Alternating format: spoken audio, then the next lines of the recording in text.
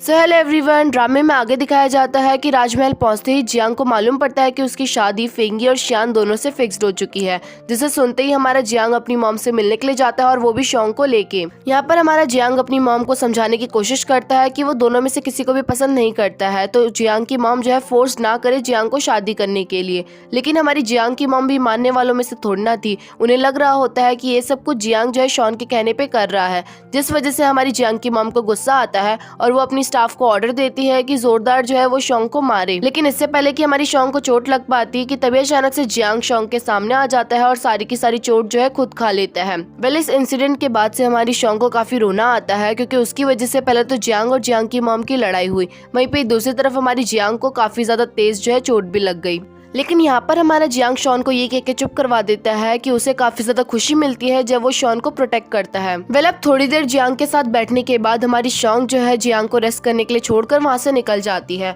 कि उतने में हमारा क्विंग भी जियांग से मिलने के लिए आ जाता है। वेल, यहाँ पर हमारा क्विंग जियांग से ये कहने के लिए आया हुआ होता है कि उसे सुपरविजन आर्मी ज्वाइन करनी है, और जियांग को तो हमारे क्विंग के टैलेंट के बारे में पता ही था, और साथ साथ उसे ये भी पता था कि क्विंग जो है काफी ईमानदार इंसान है, जिस वजह से हमारा जियांग जो है क्विंग को सुपरविजन आर्मी ज्वाइन करवा देता है। जिसके बाद जाने से पहले हमारा क्विंग जियांग से ये कहता हुआ जाता है कि वो हमेशा उसकी बहन का ध्यान रखे। और लास्ट टाइम हमारा क्विंग शॉन से भी मिलने जाता है और शॉन से कहता है कि शॉन हमेशा अपनी प्रोटेक्शन खुद करे और कभी भी उसे क्विंग की नीड हो तो वो बेफिक्र होकर क्विंग को बुला ले। जिसके बाद हमारा क्विंग हमेशा हमेशा के लिए राजमहल छोड़ के निकल जाता है हमारे सुपरविजन आर्मी को ज्वाइन करने के लिए। फिर अब नेक्स्ट डे हमारे जियांग और शॉन मार्केट में घूमने के लिए निकले हुए होते हैं, जहाँ पर फॉर्चून टेलर की नजर जाती है जियांग और शॉन के ऊपर। वेल, यहाँ पर हमारा फॉर्चूनर टेलर जो है शॉन से कहने लगता है कि उसकी हेल्थ काफी ज्यादा खराब है, और साथ साथ जो है वो फॉर्चूनर टेलर ये भी कहता है कि जियांग और शॉन का रिलेशनशिप भी काफी ज्यादा कॉम्प्लिकेटेड है। और ऑफ कोर्स ऐसी बातें सुनने के बाद किसी लड़के को ज्यादा फर्क पड़े या ना पड़े, लेकिन लड़कियों को बहुत जल्दी पड़ जाता है,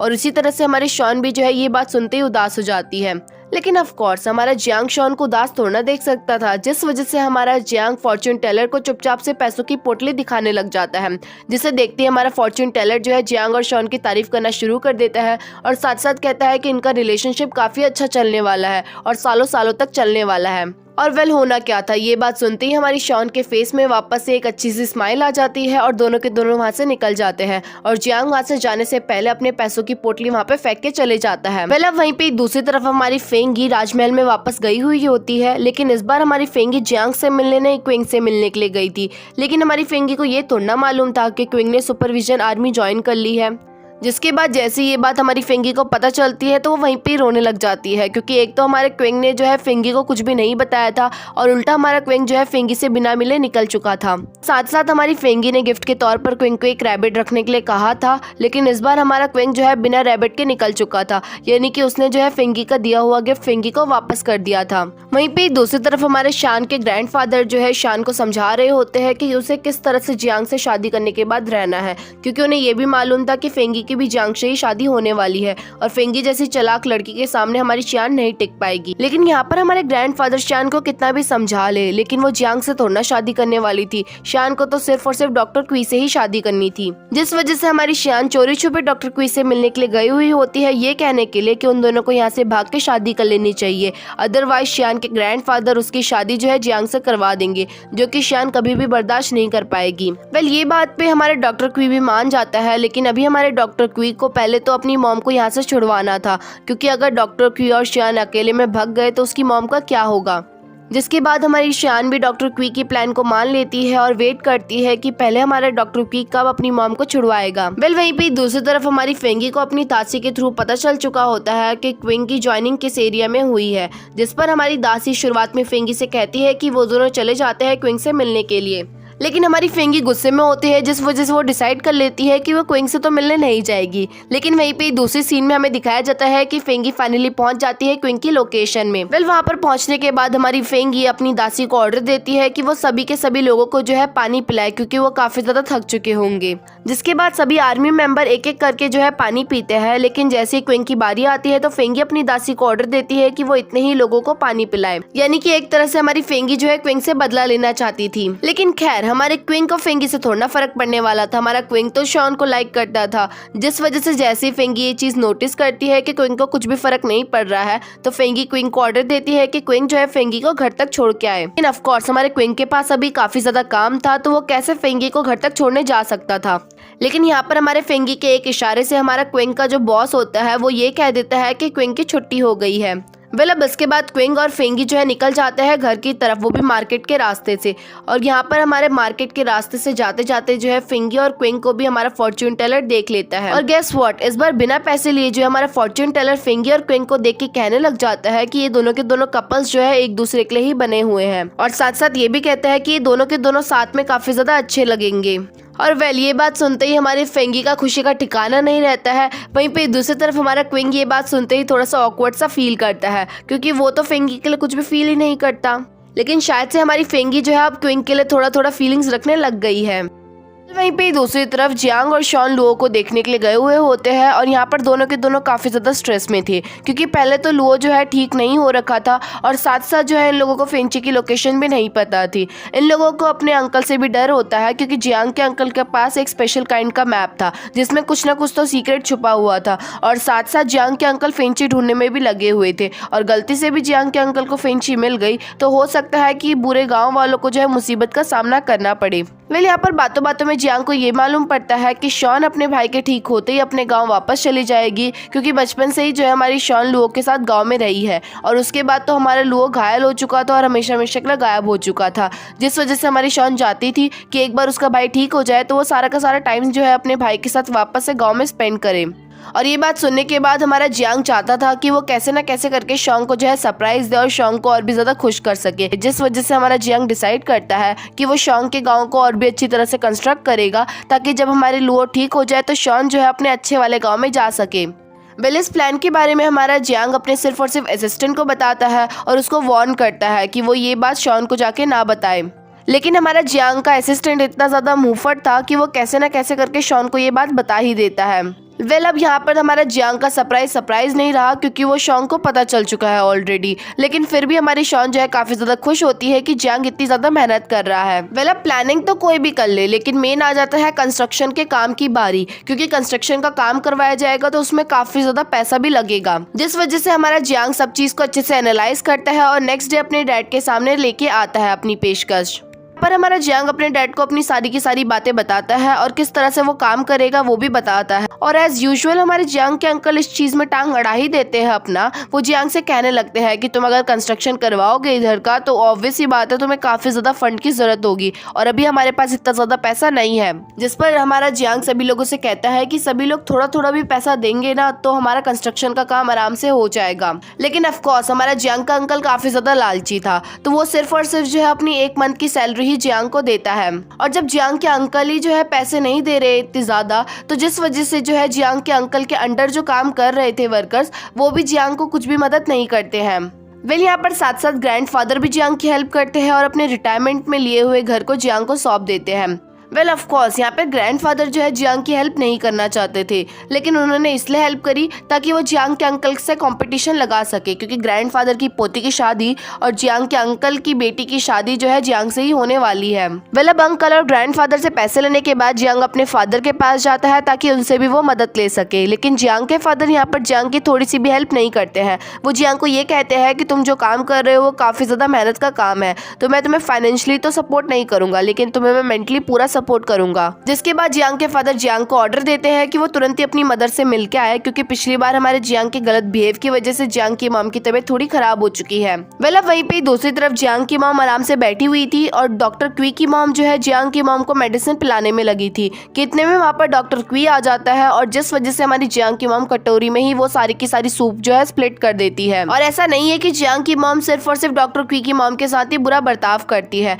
वो इवन डॉक्टर क्वी के सामने भी जो है उनकी मॉम को जलील कर देती है। यहाँ पर जियांग की मॉम डॉक्टर क्वी की मॉम को डांटने लगती है और कहती है कि तुमने काफी ज्यादा गंदा सूप बनाया है और इसके पनिशमेंट के तौर पे जो है तुम्हें ये सूप पीना पड़ेगा अब। और ऑफ कोर्स वो सूप जो है झूठा था जियांग की मॉम का, लेकिन स्टिल जो है हमारी डॉक्टर क्वी की मॉम को पीना पड़ता है वो सूप। यहाँ पर हमारा डॉक्टर क्वी भी नहीं देख सकता था अपनी मॉम को किसी का झूठा पीते हुए, जिस वजह से डॉक्टर क्वी तो उल्टा अपनी मॉम से वो सूप छीनने की कोशिश करता है। लेकिन एज यू ऑल नो, कोई भी मदर नहीं चाहेगी कि उनका बेटा जो है कोई भी गंदी चीज खाए, जिस वजह से जो है फटाफट से डॉक्टर क्वी की मॉम वो अकेले ही सूप पी लेती है। कि तभी वहाँ पे हमारा जियांग भी आ जाता है और उसे मालूम था कि उसकी मॉम कितनी ज्यादा रूड है डॉक्टर क्वी और डॉक्टर क्वी की मॉम के लिए, जिस वजह से हमारा जियांग जो है जानबूझ के डॉक्टर क्वी और डॉक्टर क्वी की मॉम को डांटने लगता है और कहता है कि अभी मैं और मेरी मम्मी जो है आपस में बात कर रहे हैं, तो तुम दोनों जो है फटाफट से यहाँ से भाग जाओ। लेकिन अभी भी हमारी जियांग की मॉम उन दोनों को और भी ज्यादा जलील करना चाहती थी, जिस वजह से वो उन्हें रोकने की भी कोशिश करती है, लेकिन हमारा जियांग जो है उतने में ही दोनों के दोनों को वहाँ से भगा देता है। मतलब बाहर आने के बाद डॉक्टर क्वी अपनी मॉम को कहता है कि हम दोनों को यहाँ से भाग जाना चाहिए ताकि हम सिंपल लाइफ जी सके।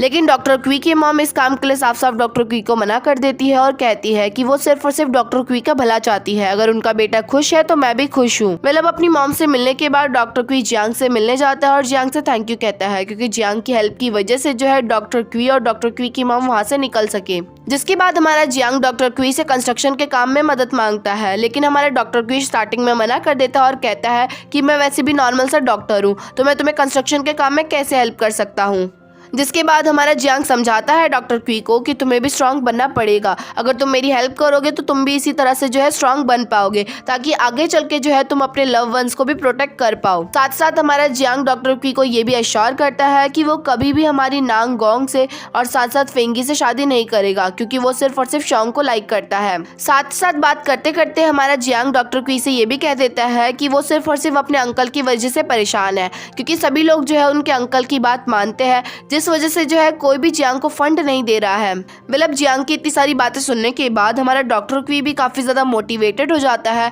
क्योंकि अब डॉक्टर क्वी को भी ये लगने लगता है कि सिर्फ और सिर्फ वो ही परेशान नहीं है, इवन हमारा जियांग भी काफी ज्यादा परेशान है। और अब हमारा डॉक्टर क्वी भी चाहता था कि वो सब लोगों को प्रोटेक्ट कर सके, जिस वजह से जो है वो डिसाइड करता है कि वो जियांग की हेल्प करेगा। मतलब डॉक्टर क्वी तो जियांग की हेल्प करने के लिए तैयार था, लेकिन इन लोगों का मेन पहला टास्क ये था कि ये कैसे ना कैसे करके फंड इकट्ठा करे, जिसमें से इन लोगों का मेन पहला काम ये था कि ये लोग जो है जियांग के अंकल से पैसे इकट्ठा करें, क्योंकि अगर जियांग के अंकल जियांग की हेल्प कर देंगे तो जियांग के अंकल के अंडर काम करने वाले भी लोग जो है जियांग की हेल्प करने के लिए तैयार हो जाएंगे। जिस पर जियांग का असिस्टेंट जियांग को आइडिया दिलाता है कि वो लोग जो है जियांग के अंकल के रूम में जाकर सामान चोरी कर लेंगे, यानी कि पैसों को चुरा लेंगे। वेल ये प्लान अच्छा तो था, लेकिन तब तक अगर ये प्लान सक्सीड हो जाता। लेकिन एज यू ऑल नो कि जियांग के अंकल के राजमहल में जो है कितनी ज़्यादा पहरेदारी है। जब पिछली बार हमारा जियांग चोरी छुपे अपने अंकल के रूम में गया था, तो तब भी जो है हमारे जियांग को कितनी बड़ी खरोच आ गई थी,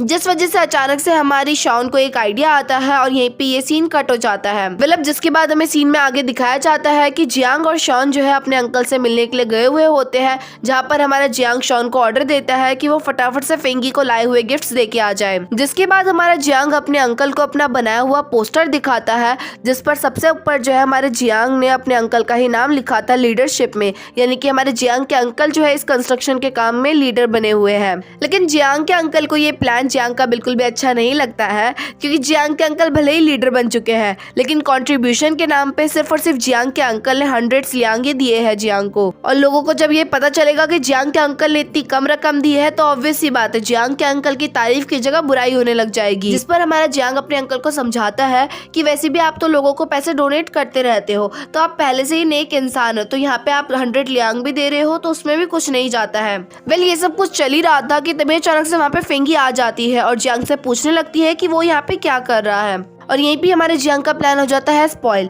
एक्चुअली में जियांग ने शॉन को इसलिए नहीं भेजा था ताकि वो फेंगी को गिफ्ट दे के आ जाए, बल्कि शॉन्ग और जियांग का कोई और ही प्लान था।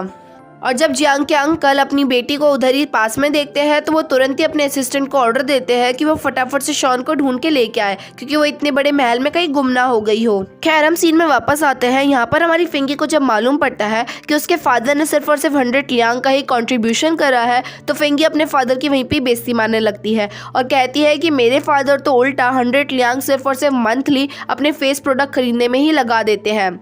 तो आप लोग खुद सोच सकते हो कि जो इंसान सिर्फ और सिर्फ अपनी मंथली सैलरी अपने फेस पे ही लगा देता है तो ऑफ कोर्स उसके पास तो और भी ज़्यादा पैसे होंगे। इतनी ज़्यादा बेइज्जती सुनने के बाद वो भी अपनी बेटी के हाथों ही जो है फाइनली हमारे जियांग के अंकल थोड़े बहुत पैसे और देने के लिए रेडी हो जाते हैं और इस बार वो जियांग को जो है 5000 लियांग दे देते हैं। यहाँ पर स्टिल जियांग के अंकल के पास और भी पैसे थे लेकिन वो सिर्फ और सिर्फ जियांग की हेल्प 5000 लियांग में ही करते हैं। वहीं पे दूसरी तरफ हमारी शॉन जियांग के साथ इसलिए गई हुई थी ताकि वो जियांग के अंकल के राजमहल को अच्छे से एक्सप्लोर कर सके और ये पता कर सके कि जियांग के अंकल ने और क्या क्या राजमहल में छुपाया हुआ है। और फाइनली हमारी शॉन को जियांग के अंकल का एक सीक्रेट रूम भी मिल जाता है। लेकिन इससे पहले कि हमारी शॉन उस रूम की अच्छे से छानबीन कर पाती कि तभी अचानक से वो अंकल के असिस्टेंट की आहट सुन लेती है आने की, जिस वजह से शॉन मौका देखते ही वहाँ से भाग जाती है क्योंकि शॉन को तो और भी ज़्यादा मौके मिल जाएंगे उनके अंकल के उस रूम में घुसने के। लेकिन अगर इस बार हमारी शॉन पकड़ी जाएगी तो वो नेक्स्ट टाइम से जो है जियांग के अंकल के राजमहल में नहीं आ पाएगी और साथ साथ जो है अंकल को जियांग पे भी शक होने लग जाएगा और भी ज़्यादा। राजमहल से बाहर निकलने के बाद जियांग शॉन को बताता है कि फाइनली जो है उसके अंकल ने थोड़ी बहुत तो हेल्प कर ही दी है जियांग की और इसके बाद जो है मैं उनका नाम लीडर में लग दूंगा ताकि जब सभी लोगों को पता चलेगा कि जियांग के अंकल जो है इस काम के लिए लीडर बने हुए हैं तो ऑफ कोर्स बाकी लोग भी जो है जियांग के अंकल की तो हेल्प करेंगे ही करेंगे, यानी कि वो इनडायरेक्टली जो है जियांग की हेल्प भी कर देंगे। और यहीं पे हमारा ये पार्ट खत्म होता है। आगे क्या होगा वो हमें नेक्स्ट पार्ट में पता चलेगा। और अगर आपको वीडियो अच्छी लगे तो वीडियो को लाइक करना मत भूलना और कमेंट सेक्शन में अपना सजेशन देना भी मत भूलना और साथ साथ आप मुझे इंस्टाग्राम पे फॉलो भी कर सकते हैं। तब तक के लिए bye. There was a time when you had me falling to the ground.